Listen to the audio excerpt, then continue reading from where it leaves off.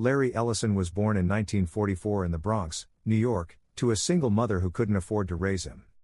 At just 9 months old, he was sent to Chicago to live with his aunt and uncle.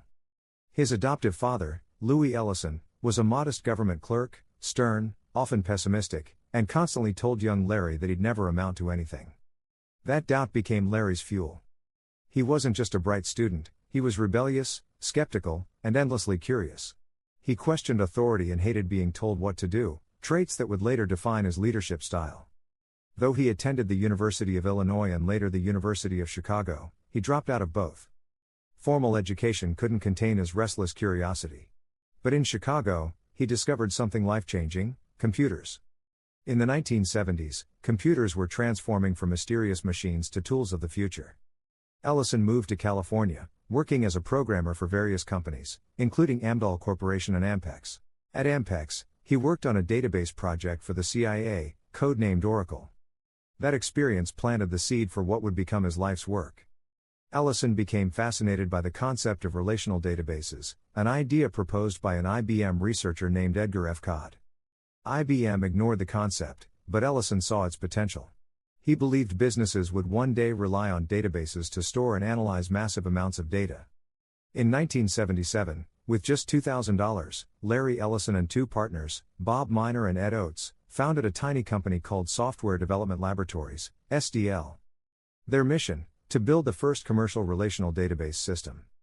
Their first major product, Oracle Database, was a game changer. They named it after that CIA project, both as a tribute and as a statement. We are the source of truth. By 1982, the company officially became Oracle Corporation.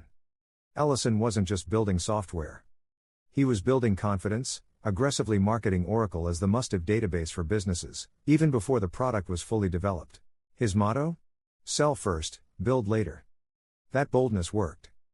By 1986, Oracle went public, and Ellison became a multimillionaire overnight. But Oracle's rise wasn't smooth. The company grew too fast, oversold features it didn't yet have, and nearly went bankrupt in 1990 after an accounting scandal. Investors fled. Employees panicked. Ellison's response? We made mistakes. We'll fix them. But we won't stop. That resilience marked a turning point. After the crash, Ellison streamlined operations, rebuilt trust, and focused on innovation. He pushed for full database compatibility across platforms, something no one else dared attempt. Throughout the 1990s, Oracle became synonymous with enterprise power. Every major bank, telecom company, and government agency wanted Oracle software. And Ellison, once the rebellious kid from Chicago, had become a global tech powerhouse. When you innovate, you've got to be prepared for everyone telling you you're nuts. That mindset, never accepting limits, turned Oracle into one of the world's most essential technology companies. Ellison's biggest rival? Microsoft, and Bill Gates. For decades, the two men competed fiercely for dominance in enterprise computing. But while others built software for consumers, Ellison focused on the invisible infrastructure that ran the world: databases, servers, and business systems. That focus made Oracle indispensable.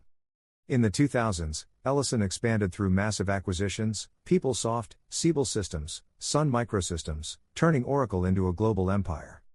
By the 2010s, Oracle was everywhere, behind banks, hospitals, governments, and Fortune 500 companies. Larry Ellison's fortune exploded into the billions, and so did his passions. He bought one of the world's largest yachts, funded America's Cup sailing teams, and even purchased 98% of the Hawaiian island of Lanai. But unlike many billionaires, Ellison's lifestyle wasn't just indulgent, it was strategic. He saw his wealth as a tool for experimentation: renewable energy on Lanai, AI research, medical technology startups. He also became one of Silicon Valley's most outspoken figures, unafraid to challenge conventional wisdom, from government policy to corporate culture. Today, Oracle powers critical systems across the planet, from hospitals to airlines to governments. Ellison's leadership reshaped how the world stores and processes information. His story isn't just about code or business, it's about vision. The ability to see what others overlook, and the will to build it, no matter how impossible it seems. Ellison's fortune now exceeds $250 billion, making him one of the richest people on Earth. But for him, wealth was never the destination, it was the side effect of obsession. From orphan to icon. From a rented apartment in Berkeley to owning an island in Hawaii. Larry Ellison's journey reminds us that success isn't born, it's built. Through vision, defiance, and an unshakable belief that he could reshape the world, one line of code at a time. If you enjoyed this story, hit subscribe for more deep dives into the world's greatest financial minds.